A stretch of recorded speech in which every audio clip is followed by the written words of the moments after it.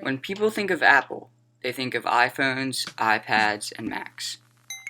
They rarely think about the fruit that bears the same name. But as you will see, the fruit and the company have much more in common than a name. Apple was founded on April 1st, 1976 by Steve Jobs, Steve Wozniak, and Ronald Wayne. Wayne provided an initial financial backing, but then quit and sold all of his shares of the company after only 16 days.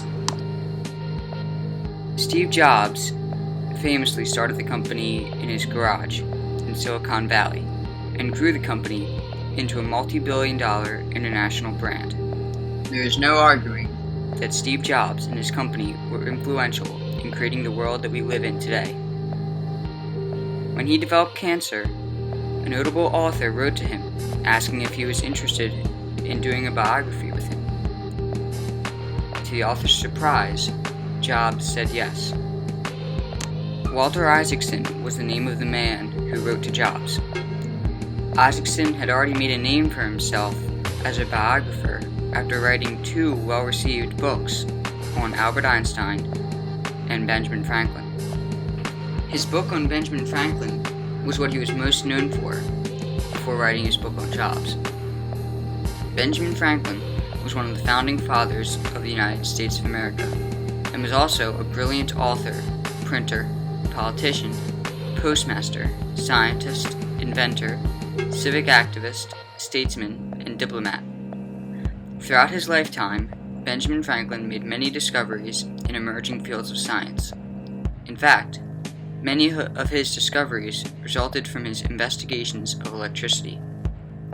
In his most famous experiment, he flew a kite in a lightning storm to prove that lightning was electricity. As a result of this discovery, more and more scientists began to study the new field of electricity, and with their increasing discoveries, the world was changed forever.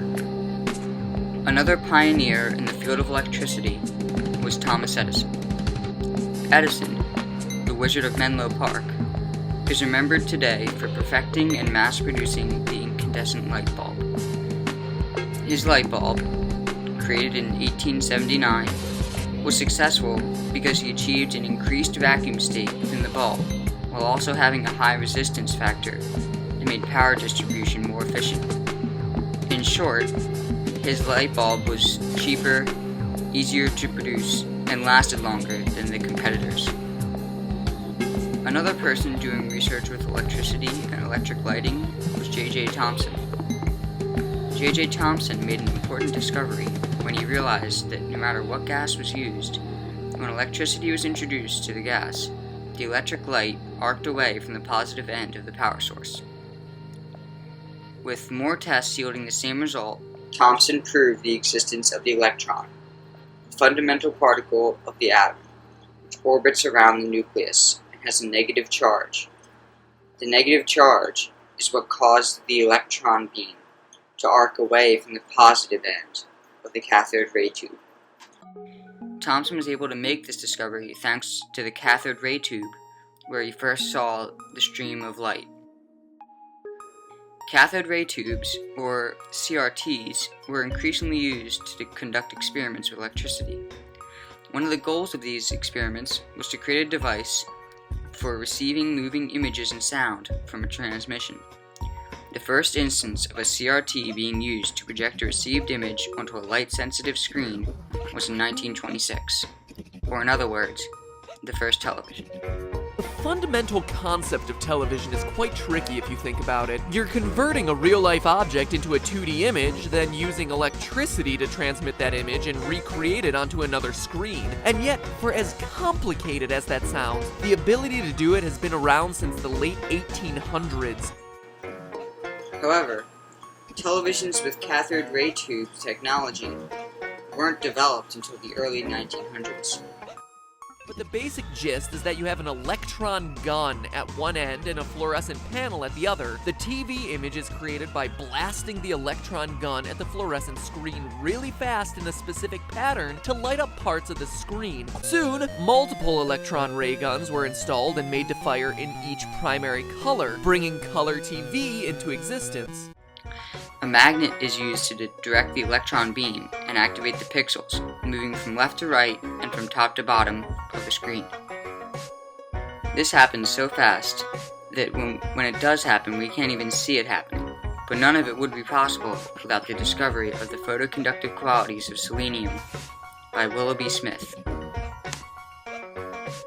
Willoughby Smith was an English electrical engineer who discovered this property of selenium, element 34, in 1873.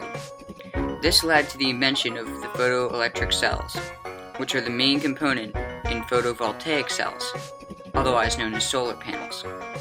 It is ironic that Smith, an engineer in Britain, would make the discovery, because 100 years prior to him making the discovery, his nation was dealing with an uprising in one of its colonies. In June of 1773, George Washington, from Virginia, was promoted to General of the American Army in the Revolutionary War against the British. Washington led his troops to victory and was appointed the President of the new nation, America. Under the precedents he set in office, the nation grew its reputation as a land of opportunity open to all people. This new country had many unique features, one of which was its folk stories.